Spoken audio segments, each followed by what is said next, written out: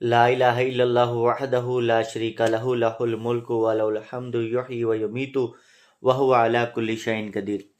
اچھا، ان کلمات کے بدلے میں پتہ ہے کتنا بڑا اجر ملنے والا ہے؟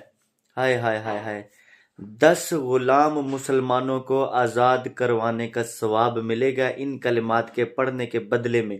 جو شخص صبح 10 مرتبہ پڑھے گا، شام کو بھی 10 مرتبہ ان کلمات کو پڑھے گا، اللہ تعالیٰ 10 خطرناک قسم کے گناہ کو معاف فرما دیں گے۔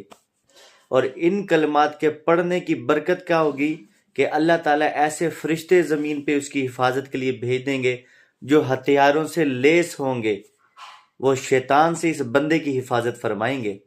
اور جس دن بندے نے ان کلمات کو پڑھ لیا، اور اس کا اتنا پڑھنے کا اجر ملے گا کہ کوئی اور عمل کا اجر اس کے برابر کو نہیں پہنچ سکتا۔ ایسا زبردست وظیفہ ہے یہ۔